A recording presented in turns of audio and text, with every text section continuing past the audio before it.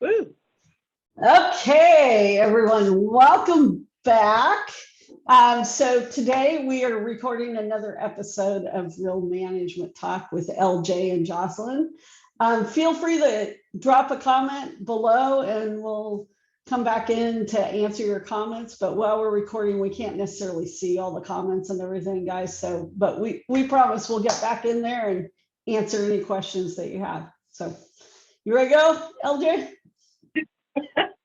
I'm so happy to be with you today again, Jocelyn. Jocelyn, when we get together, it's always a great experience. It's always a great time, great discussion. And, as a fellow entrepreneur who is full time and as a woman that inspires me, you have inspired me since I've met you. Thank You you. know, you have been full time entrepreneur, uh, tycoon for years, and it's such a tough, tough thing to do. And you've been doing this work and supporting so many communities, all over the country, all over the world for years. So thank you for being my inspiration and thank you for, our opportunities to come together and just talk about stuff that's going on. Well, thank you for your kind words. I really appreciate that. And before we forget, I want to say welcome to Real Management Talk with LJ and Jocelyn. We're really excited to be here with you again today. And LJ, thank you so much for that info. I really appreciate it. Oftentimes what I say is I was side hustling before we even had such words in our language, right?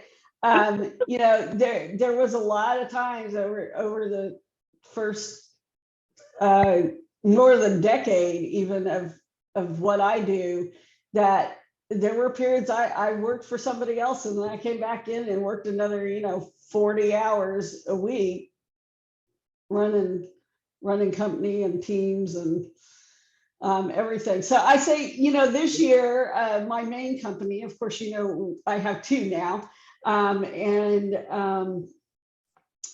And then there's actually two others that are kind of involved with our overall enterprise and what we do. But my main company is actually 21 years of age this year. And I just thought about it the other day and thought, wow, we have both grown up a lot and been through a lot together, right? I mean, 21 years. because companies take on lives. I mean, they really do. After a while, especially as you're growing, in the beginning, it might just seem like it's all you, it's all you, it's all you. And as you learn to delegate, as you learn to let go of some things, as vision becomes clear, as ideas come in, what works, what doesn't, all of that, companies morph and they change. And that's why I often tell folks that we work with, just because you're starting here today, you'll be amazed at where you are. I mean, if somebody had told me where we'd be at 21 years ago, like I had a totally different vision for this thing. In some respects, we were in a completely different industry than we're in now. There were aspects of the industry we were in because I've always just been wired that way. Those were the giftings that I had. So from a very young age, but it's okay if things move and morph and change, right? And I often tell people, look, your business isn't dead unless you decide it's dead. I mean, they can literally padlock you out of your location because everything's gone so what we would sometimes call south, right? I mean, it's just like, but unless you decide that that's it, it's not done. Woo. And I'm not going to tell I'd be lying if I said there hadn't been a couple of those occasions along the years. But here we are, and in 2022, we're still LJ and I are still having conversations, and that is the remarkable thing about what we get to do, because there was a point last year as we'll both tell you, that we didn't know if we were going to have these conversations. I was so sick, we had no idea if I'd be sitting here in February of 2022 having these conversations, right? But one of the things that really came up, I was having a conversation with someone today who, when they hear this, I'm really going to hope that they don't kill me. I'm not going to tell you who or what the entire gist of the conversation was. But it brought up a really important point. And one of the talking points that we were talking about, that you and I, LJ, have often talked about, has to do with us as women. But in particular, two pieces of it, two aspects of it. One is how society, we talk a lot about how we want diversity of women in things, on things, boards, leadership, da da da da.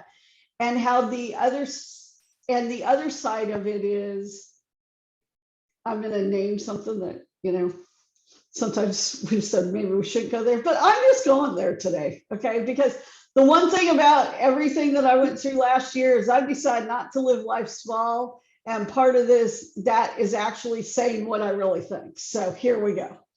All right. Amen. It's this aspect within just the community of women, or we sometimes say the community of sisters, or whatever other words are used around the world, of women tearing other women down. And not, like if a woman gets to certain levels, somehow deciding that they need to drag them back down. We often see that, if you've ever seen the meme or somebody talk about it, how, one of the characteristics of crabs is if a crab tries to crawl out of the pot, the others will grab him and try to keep him from doing that, right? That's right. And really, if you watch crabs, that happens, right? But it's the same thing, I'm going to say, with a lot of the female race. It's this whole idea that the individual choices that we make, somehow it affects every other woman. Newsflash, it doesn't. You know what? Here's the thing. If you decide that you had a great career, maybe you're like me from the standpoint, this isn't 100% me, but this part could be me. Maybe you had infertility issues and you didn't have, like myself and some of my friends that I grew up with, we literally did not get pregnant or have our kids till we had been married someplace between 10 to 15 years already. Okay. I ended up, not that I really wanted to go back to work, I'm really honest about that. But the thing is that because our son didn't come along until we'd been married 10 years, which, by the way, tomorrow we will be married 26 years. Oh my gosh. 26 years. But I didn't really want to go back to work, but I had to go back to work. Why? My husband and I had a heck of a lot of fun and stuff in that 10 years. We wanted a child. We had actually kind of resigned ourselves to the fact that, at least not naturally, it wasn't going to happen. And, but in the meantime, we had fun. We went out, we lived our lives. We did, but we also kind of made a mess that we needed to. Now we had a child and we needed to be the adults and clean it up, right? But for me, it was easy. Could we have done it the other way without me going back? Yes. But, I discovered something really early on in our marriage when we first got married, and I was going to go to graduate school, but I didn't really know if I had always been working towards graduate school. I didn't know if I was really going to do anything with it afterwards. And my husband said to me, if you want to stay home, stay home. I thought, well, fine, I'll stay home. I'll just go to graduate school. I won't do anything. That really lasted about maybe 6 to 8 weeks because I was bored out of my skull. But you know what? Here's the thing. I've met other women along the way who have left careers and stayed home to raise their families, take care of the house, whatever. And I've never thought that that was bad, because I think that that is a calling, because running the house is like running a business. It really is. I think that's a total calling. I think that women have it more because that's how we're wired. But I think that there's some guys who have that calling too. I know that's kind of, and I think in 2022, neither one of those should be like looked down upon. But at the same token, I can remember we moved into, we built a house and moved into our neighborhood in Washington. And there were a lot of families that moved in with us. Now, the families, as far as the age of the parents and stuff, they were actually quite a bit younger than Jay and I were, but they had a child the same age as our child. And I can remember we held a party and we invited like all the neighbors. And I'm standing there and one of the women said to me, well, why are you working? Why aren't you home with your kid? I quit my career because that's what you're supposed to do. You know what? That is just as bad as asking on the reverse side, why aren't you in the workforce as a woman? And since the economy starts and stops and all this other stuff and the great, as we've talked about, like the great, what do we call it? Resignation or reshuffle or whatever word they're using today. One of the things that I noticed early on is things were starting to open up, and I was a pretty big bank with their private wealth, and I got invited to a type of conference. And so I was on, Zoom like this with that conference.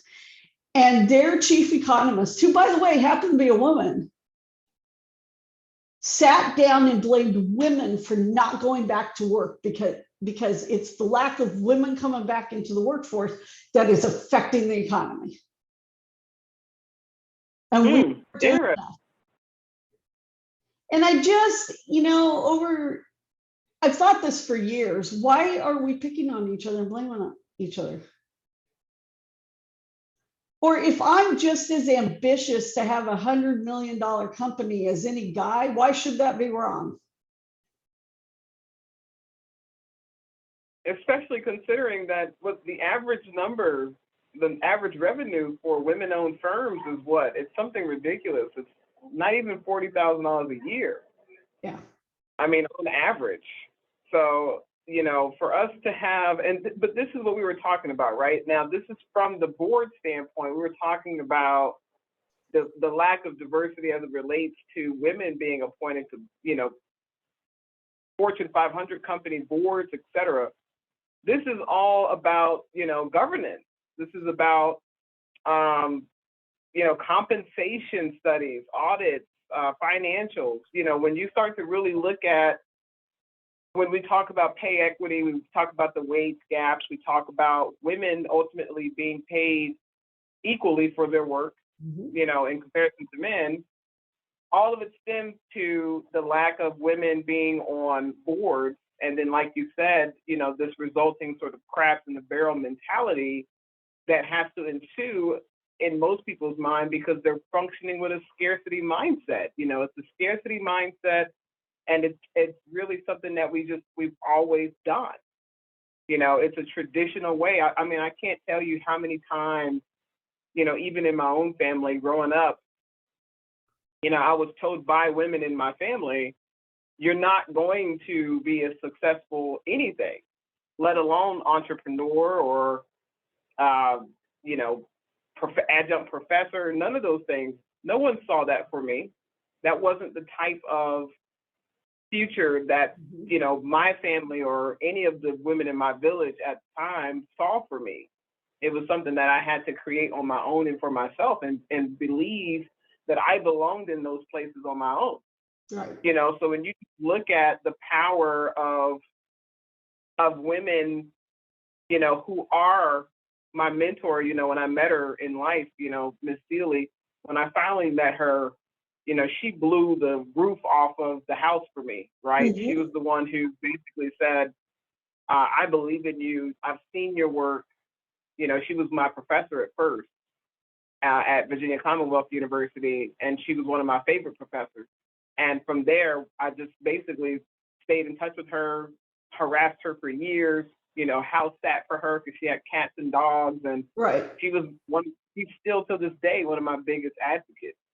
But that's what I was saying is if you don't have the fortune of meeting other women like her, who, in her industry, she was one of few women, and she was always a proponent of trying to bring in more women into her industry, because she saw how bringing in those women, ultimately resulted in communities being taken care of, Right. communities having a lot more professional services, community, children seeing examples of what they can be, and ultimately us having more people that could be considered for these board appointments. And because I tell people all the time, the board of directors, board of trustees are so important, not just for, the surface level of saying, hey, I'm at the table. It's because when you're there, now there's someone else. There's another woman that's there to be able to ask the questions about who are we doing business with? How many women-owned businesses are we doing business with? And how much are we spending on those contracts with these women? How much are the women in our organization making on salary? What type of benefit packages do we provide them? Do they have adequate health insurance? Do they have adequate child care?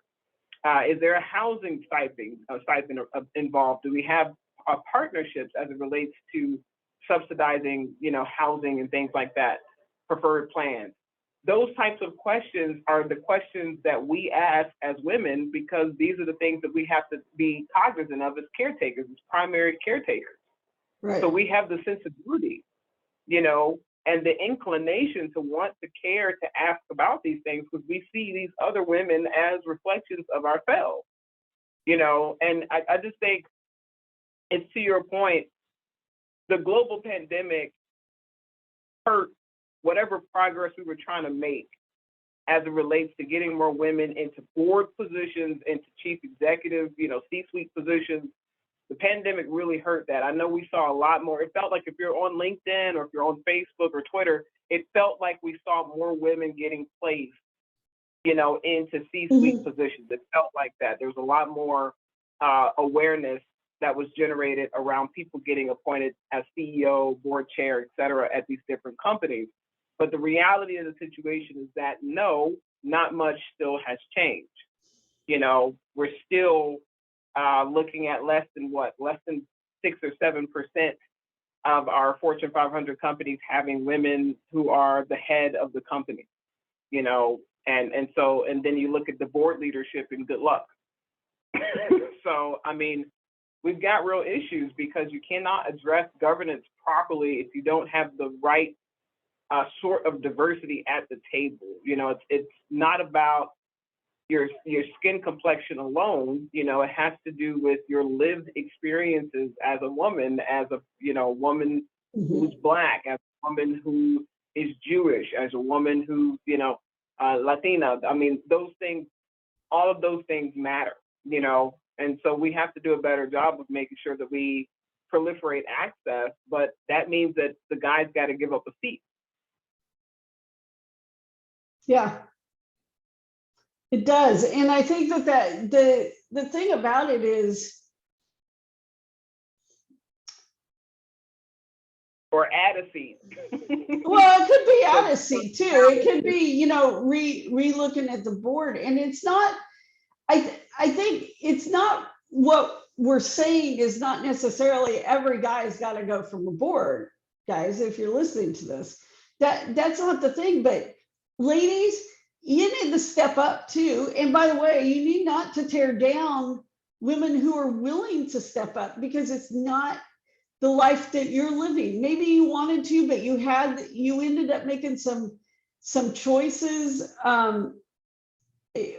either voluntarily or involuntarily sometimes, based on what needed to happen within your family or your community or whatever it is.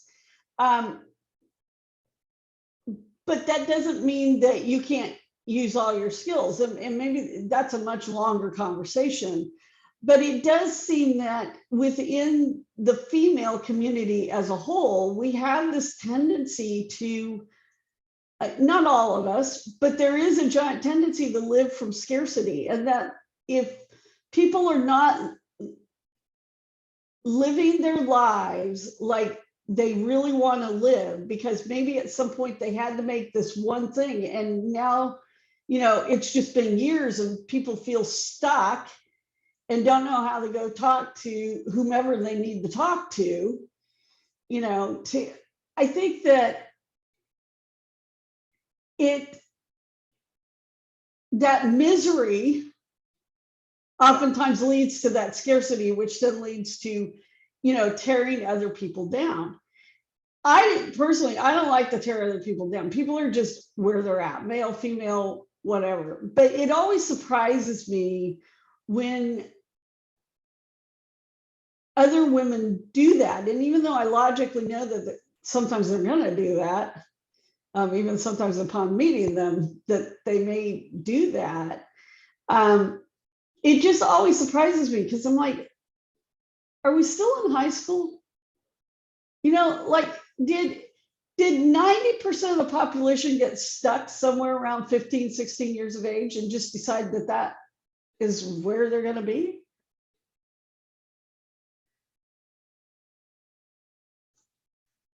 And it's not an easy thing, right? And one part of what we're really dealing with is we're not just dealing with like last 100 years, we're really dealing with centuries. And some of this goes back to, and I don't care what religion you are, or you could not have any belief in that, any faith belief, or follow any religious practice, because faith and religion are two totally different things. But at any rate, the problem really comes, though, in multiple what we would call religions over time. Women played a really big role in early history. And someplace along the line, it just became this, I don't know if I'm allowed to use this word on, it sounds funny, but it became like this bastardized interpretation of stuff. And that interpretation has carried from one religious structure to another. And then people just began to accept it. And it became this thing of, we're not created equally, which is a bunch of BS. Because we are. We're not the same. We're not the same as our male counterparts. This is true. We aren't. We have a very particular set of skills and jobs that we're supposed to do that supports the male side, but it supports. But supporting is not being unequal. And I think that that's where a lot of this really, if we really dug deeply, that's where a lot of it just stems from, is the fact that people have just grown up this way. And then, but I don't know where we got to the point of the whole, what you would call mean girls thing. Because it just seems to keep repeating even into adulthood, even at the age that I'm at now. And I know, LJ and I've talked about this because, we've got differences that way too, but it just keeps repeating. Ladies, it's time to take your power. It's time to support all other women, support their decisions that they've made. Be there to give them a hug if they need a hug. You don't have to agree with their lifestyle or even the decisions that they made to actually support them. Some of us want to build huge companies.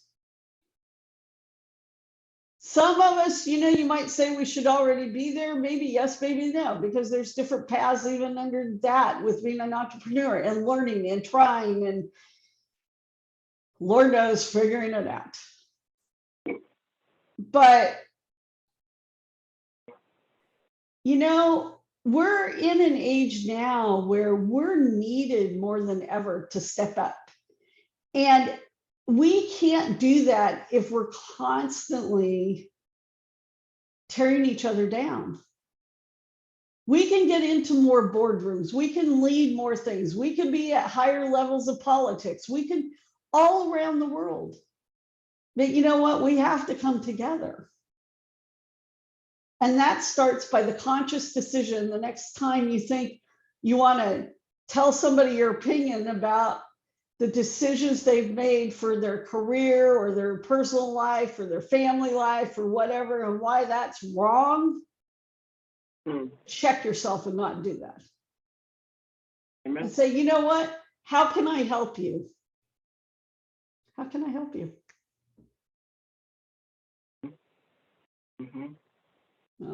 And you know what we like to say, when I was growing up, one thing that people kept saying to me was, wait your turn.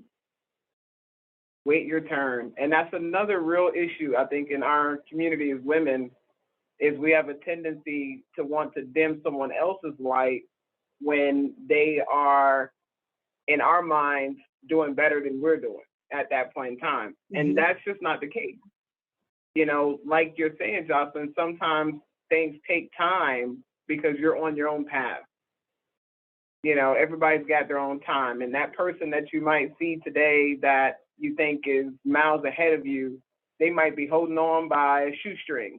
And they may not be able to sustain the success and the trajectory that they're on. They may not actually be able to stay there long term because of the lack of support. There's all sorts of, family issues, depression. There's all sorts of things that people are battling that we'll never know about, So we can't make those assumptions. And, to your point, we can't then ostracize someone. I have to correct people in my family all the time. I ask them about like their top 5 or their top 10, hip hop artists, and they won't have one woman on that list. And these are the same people who, if you ask them their favorite artists, they're always going to talk about the men. They listen to Nas, they listen to Pac or whatever. They don't have one woman that they listen to that way, or that they really, really, really look up to or admire or appreciate. And that stems from what you're talking about as it relates to that, bastardization of Judeo-Christian values and other, like it's not just us, it's other spiritual systems as well. Yeah, it is. Where you see this, like this natural, you know what I mean? You see this very specific denigration of the woman and the woman's contribution to society. So I think we just have to be able to consciously see how we relate to other people, other women like ourselves. And when we think about who we listen to and who our leaders are in our minds, who are the people that we admire, if our admiration is to men, not women, if we are always, putting up certain guys and never talking about women, then we're, obviously part of the problem, and we are perpetuating that exact same misogynistic, sexist, mentality that, it's to the point about slavery. At some point, you don't have to worry about someone else enslaving you. You got to worry about the person in your household enslaving you. Because that mentality, all they needed was the mentality. Now they're able to turn you and tell you what you can't do and enslave you better than anyone else because they're closer to you. They live the life that you've lived. They understand better your struggles because they've experienced those same struggles. But instead of actually being agents of change, they're agents of superiority. Right. And it's the same thing for women. When you look at these countries where they struggle with genital mutilation and child brides and all these other sort of draconian bastardization of a woman's rights and a woman's role in society and in life, in private, home life. When you look at all these places, it's going to be women who are going to be the main ones who are going to say, no, this is tradition, and we need to stick with the tradition. It's always going to be us that'll do us worse than anybody else, because we know better, but we are so entrenched in this mentality, this way of thinking about ourselves. We're so self-loathing that we'd rather see ourselves in shackles and chains than see ourselves free, because it means that the freedom might not come to us. It might come to someone else who looks like us. And we don't want it for you if I can't have it for myself. It's insane. But that is the type of caustic, relationship that we all have with each other. And so many different social stratifications, you see that same dynamic across so many different strata, Mhm. So we have to, I think, like you said, we have to challenge, who do we read? Who do we listen to? Who do we get inspiration from? Who do we admire? Who do we support? And if you're looking around and the people that you're supporting, the people that you're referring business to, that you're supporting the business of, et cetera, if those people are not women, you are part of the problem. But it's okay, because we can fix it. Mhm. All it starts with is awareness. Yeah, 100% starts with awareness. It starts about making it conscious and taking those little tiny little habits to think. And it doesn't take much. I mean, I'll give you an example from not so much women, but like to make little micro changes, to rewire your brain to do something that maybe isn't naturally coming to you because of the all the input and everything, and where you're not even consciously really thinking about it. Right before we came in to record, I went for my 15-minute walk. Right now, I can only walk two days a week. It can be any 2 days for a maximum of 15 minutes. I can't walk any more, can't walk any less. Must be exactly 15 minutes. The reason is because we're working to rewire and instill in the fact of me just finally just doing some type of activity every single day. But you start very small. And what you do is it might seem like, well, how is that going to help you get back to where, like, look, I've had personal trainers, I've had all of this stuff, right, over time, because it became a priority for me to take some of my funds and invest it in that way for me. But the same things always happen again and again, right, over the years. Keep falling backwards. Instead of trying to figure out what's causing me, because sometimes I can be really good for, you see me, I can be really good for over a year, and then boom, right? But instead of really trying to figure out what's making me like go backwards, spending all that time, there's a faster way, and there's a way to rewire. So my coach said, all right, instead of us, because what some of it's causing it, but obviously but instead of doing that, how about we try this? Well, you know what? It's working. Like today, I wanted to walk longer, but nope. And I have to set the thing on my phone, walk 7.5 minutes one direction, and then 7.5 minutes back. So it's this discipline. But like I came in here and I'm like, man, I want to go walking some more. Can't do it. Twice a week for 15 minutes each. It seems, but the truth is it's like that with a lot with habits, with, if you, Mel Robbins talks about, at the simplisticness of it, it's her 5-second rule. So if you're thinking it, you're going to just stop, count to 5, right? Because it pauses your brain enough, as neuro-linguistic trained folks will tell you, like she's one of them, but it stops it interrupts your thought pattern enough for you to go, do I really need to say that? Is that going to be a positive or a negative to the person I'm talking to? And even if you're the person you're talking to right in the mirror, it's that whole thing of like, and I think that, ladies, that's how you start. Next time you feel yourself compelled to weigh in on somebody else's life choices. I'm not going to tell you I'm perfect. I've done it. We've all done it as women, okay? Because there's a whole bunch of stuff that wired us that way. But when you consciously start supporting others, not just women, but even men, but in particular, ladies, we're talking to you today. When you start consciously supporting that, that's where things start to change. This is where society starts to change. But here's a news flash. It's going to take at least a generation for us to really see this. So this is not an overnight thing. And generations are typically 20 years. So it's, but if we all start today in 2042, hopefully we see a whole new world. Now, I can't promise you that LJ and I are going to be doing Real Management Talk with LJ and Jocelyn in 2042, but one never knows.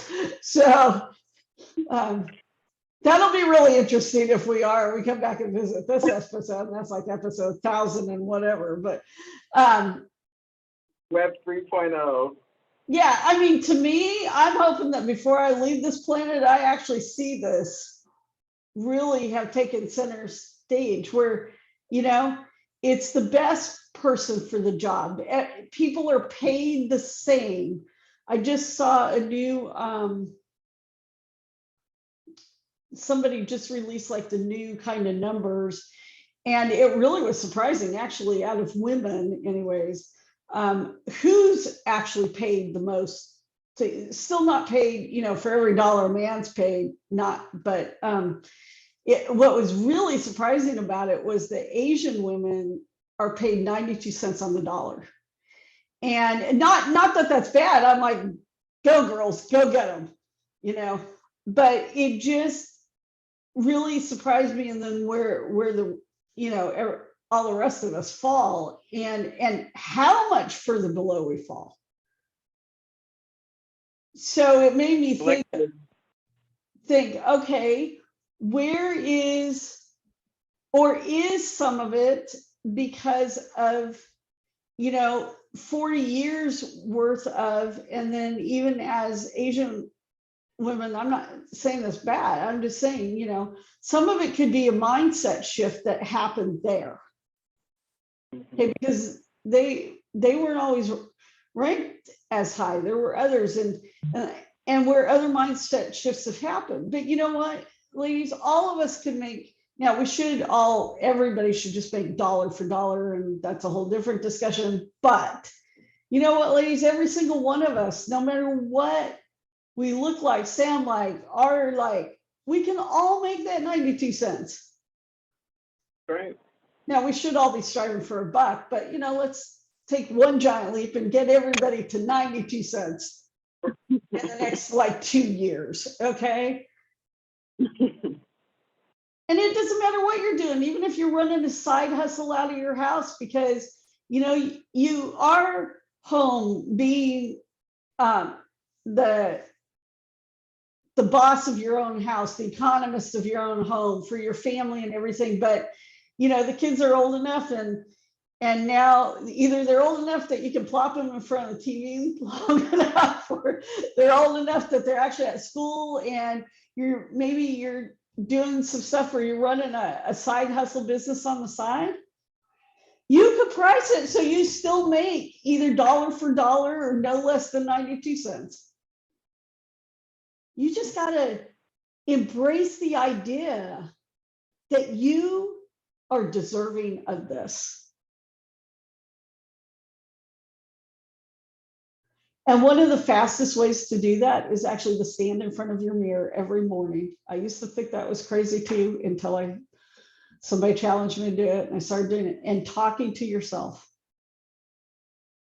And in the beginning, you won't stand there much because it's going to feel really weird, but literally have a conversation with that person in the mirror, because the first person you have to convince all the way around, it's not just about supporting other people. The first person you have to support is you. And if you can't support you, you can't support anybody. So I think I'll come off my soapbox now for the day, but there we go. Powerful.